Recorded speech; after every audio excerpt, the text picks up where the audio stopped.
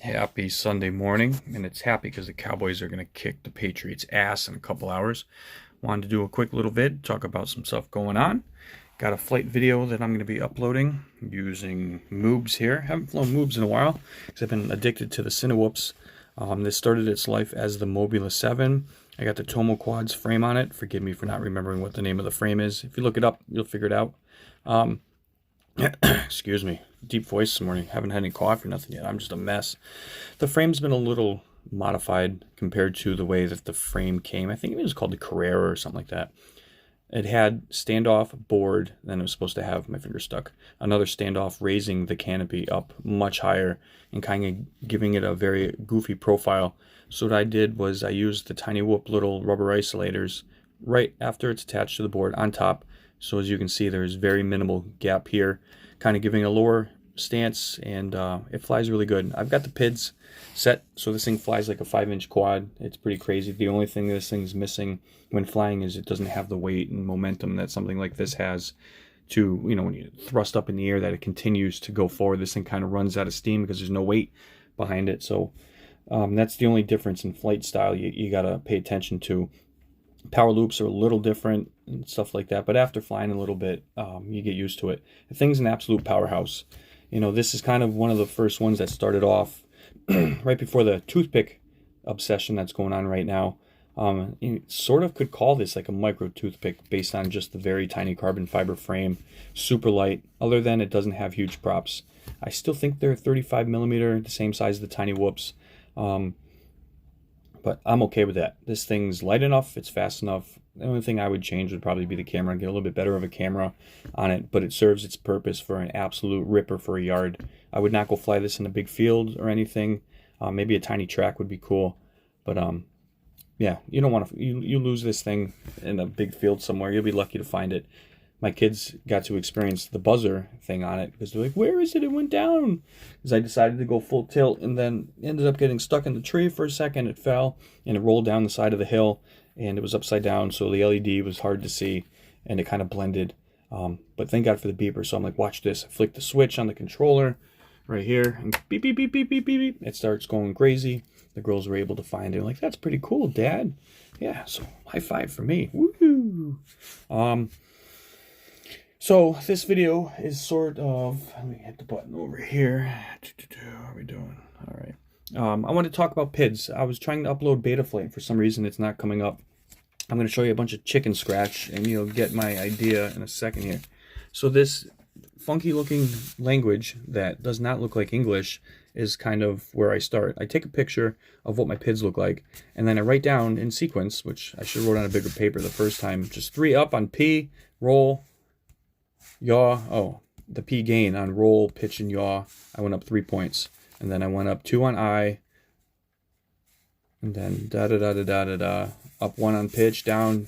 So the whole point of this was this guy, the Catalyst. After I built it, I just did a quick flight with it, not doing any flips and rolls per se, smooth ones.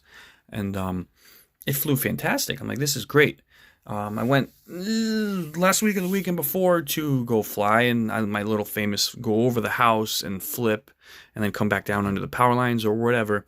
The roll axis on this when you do the snap is perfect. It was tight, it stopped, and my hand's kind of a good example.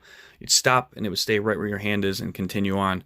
This one, I can't flip my hand, but I'd go, assuming I'm coming nose back down, and I'd do a hard flip fast, and then instead of stopping and going, it kind of went, ooh, and then caught and went. And it took 2 packs where I literally flew for 30 seconds or so to a minute and then would fly it, see how it felt, see what the adjustment did, and I was just not getting it. I'm like, oh, this feels a little bit better, and then kind of reset my bearings and drop the Pids completely down on all the gains, and that didn't do anything. So one more flight, I just was a little lazy in my throttle, and I did not down all the way the throttle, and I left it up about 20%, and I went into a front flip, and when I did the front flip, it snapped, it stayed, and it was perfect. I'm like, ooh, I think I have an idea. So I can, backflipped it, went real high up, then my hand snapped it down again, and just with that little bit of throttle up still, that it was continually flying the way that I needed it to, which means, for the new guys out there, your idle airspeed On little guys, even if you watch the video, you notice just a tiny little bit of shake. My idle air is low on this. So what that means is when you completely throttle down while these are still spinning, because you have a tab that says idle air. So as soon as you arm your motors, they start spinning at a certain RPM, and you have a little slider in Betaflight or the SpeedyBee app that you can raise and lower that, which will speed these up too fast, and you won't be able to do fast snaps or anything like that. The kids are screaming and yelling. If it's too high, the quad's going to want to take off. It's going to fly really shitty, and it'll be good sort of for racing. I mean, that wouldn't matter, but if it's too low and they're barely just spinning, when you go into a maneuver, you will lose your control because these aren't spinning nearly enough. So it's just like dropping a quad out of the plane. It's going to kind of do that, and that's a good example of what it was doing. And I just could not figure out what it was. Like I said, as soon as I went up and snapped and I'm completely down throttled, it probably would do it if I just went up and throttled it down. It probably would have done the same thing. But that gives the quad some control in and out of power loops. A lot of the times that guys switch their frames to something like this, or even the Mobulas and the Beta 75s and all those, you have a lot of yaw wash. You can eliminate that by raising your idle airspeed. So when you go into a hard turn or down, you down throttle to let down to go, those will be spinning enough to be able to catch and go. I am multitasking here.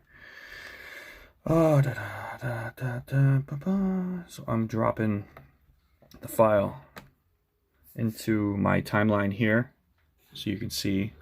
It'll be a pretty quick edit. I just want to find a good tune, and I think I hit a tree or something like that. I'll probably leave the crash in there. My landing was really graceful too. But anyway, so back to the Pids. So recommendation, I wish I had a picture up I could show you. I didn't have the time to actually produce a video. They're just coming right off the phone, not going to the editor and stuff.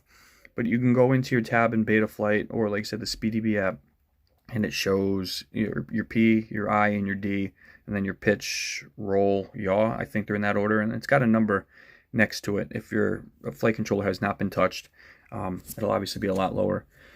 My recommendation, and I have an older Betaflight when it wants to work. I haven't upgraded it. I'm probably going to have to hit my buddy Mouse up and get the newer version of it. So there's some cool RPM filters and stuff that'll make the quads fly smoother. But what I tend to do right off the rip with this quad, that quad, that quad, that quad, so on and so forth, I do it across the board.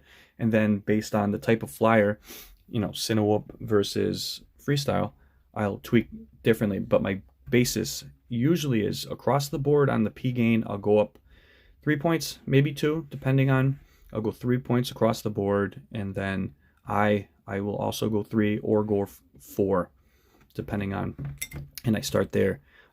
Some flight controllers, like this guy, and I think this one, there was 0 D gain on the yaw axis. I upped that from 0 to about 10 or 15. Flew it, made sure the motors didn't get warm, and that kind of takes away some of that weird yaw wash that I was getting because of the prop wash. That helped there. If you look in the tabs, I believe it's right under, forgive me, it's right under where your Pids are. You have your RC rate and your super rate. Your RC rate, it's usually around 0.8, I think. Forgive me, everyone's different, but that's kind of your basis of your stick movement and how quick the quad's going to respond in small movements, not snap rolls and stuff like that. If you're looking for cinematic, you lower that down, and that will kind of wash, a little bit smoother with your stick movements.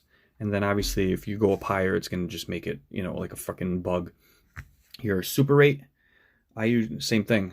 Super rate is at the full stick snap, where how fast that thing's going to snap and go around. You go too fast. When I flew Tatas over here for the first time, I put it up way too high by accident. It was supposed to be at 1 or 1.00, and it was 1.25 or something. And I snap rolled it forward in a roll, after thrusting real fast out. And it went so many times I couldn't even tell where I was going. And it came down. Yeah, it was fantastic. Thank God that thing's a tank. So you want to go up in small increments based on what you're looking for. If you're going to fly Cinewhoop, that super rate is non-existent. I lowered mine all the way down. So God forbid you need to go into a turn. It's kind of like the cheap, where's my quad? The cheap little quads, drones, whatever you want to call them, that you fly, that the $20 ones, you usually end up using most of your stick resolution in that, flying that, because it's just not like this. Where us guys flying this, like when I was flying Moobs, just tiny, tiny bit. You don't need, unless you're going for a snap.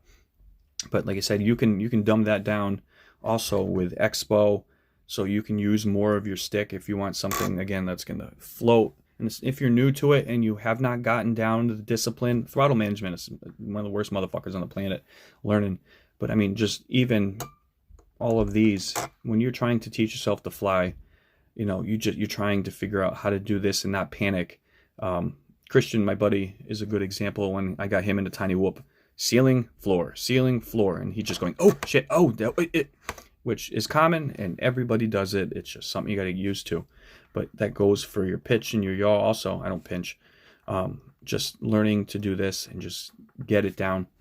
But again, there's adjustments in here that you can do to numb some of that, in a sense, so your sensitivity right, you know, because a lot of us still, you don't realize how much you're actually moving your thumb around. You can numb that a bit, which will make it easier if you're doing cinematic where you don't want to see this. You know, it's just one smooth, graceful, whatever. But what time is it? I don't got my watch on me. 10:30. So the catalyst is flying good. I couldn't get in last test flight, just raised the idle air. And again, everyone's different. I think I'm at, did I write it down? Yeah, I did. See? Idle air. I got it 2.7, and then it's at 7.76 right now. And that should eliminate the problem. And again, this guy's just a chiller. This is my beater that I put over the water in other places where I don't care if I destroy it. Yeah, and I don't know how to say this without... We put a lot of time and effort, and they cost a decent amount of money. Even the cheap build, still, $200 is $200. Nobody wants to lose it. But get confident and don't be afraid. You got to rely and believe in how you fly. If you're confident flying over friggin' grass and you can do amazing shit, it'll do it over water too. And you'll get the shot that you want. Don't be afraid to do it. And worst case scenario, if you end up getting it stuck in the water or in a river or whatever, you learn from it, you shake it off, you swear a whole bunch, you blame everybody else but yourself, and then you keep moving. I'm not speaking from personal experience by any means. No. You know, it sucks. I've lost a couple tiny whoops and stuff in the Scannick River over here by me. But it is what it is. You know, you want that shot, you're doing something goofy, but that's how you learn. And that's how you're going to progress. You keep pushing yourself, and what you think is tough and unable to do will become second nature, and it gets better. I've seen my progression firsthand through some of my older videos of how I used to fly and the techniques that I use and the routes that, just everything, even planning a route while you're flying, you know, like picking a track, using my yard, thinking a couple steps ahead while you're flying to figure out what you're going to do. That all becomes second nature and even more fun. I need to go find coffee and go to the store and get some stuff to watch the game. You guys have a great Sunday. I hope I've made some kind of sense out of the PIDs, and I wish I had a cool thing I could show you. I wish I could go like this and go, this goes here, here, and here, but it's not cooperating with me. Oop, what did I hit? But on that note, you guys have a great day. Any questions, please hit me up. I'm here to help anytime. I'm going to do a video soon talking about some of the other guys like Novice Quads. Go check them out. I think it's Ragnarok FPV. Check him out. Quadfather FPV. There's a bunch of guys out there that they deserve some more attention, and I hope you guys will check them out. Let them know I sent you. And then all the other guys that I forgot because I don't have YouTube up to talk about. Yeah. Oh, if you're a blues fan, you can throw Don's Tunes. Look up Don's Tunes on YouTube. Best blues selection ever. And then Epic Rap Battles. I was watching the Pennywise versus Joker this morning. That was dope. It was dope. Wife got a kick out of it. All right, I'm done ranting. I got to get dressed and clothes to go outside. I'm wearing clothes. Don't want to scare anybody. Hit me up if you have questions about PIDs. If you want me to help tune what you're working on, I will gladly work with you. I got to work out and create an email that I can share out there so people can communicate. That's not my personal email. So I can help you guys out more, or I still use Google Hangouts while it's still around. Yeah, that's it.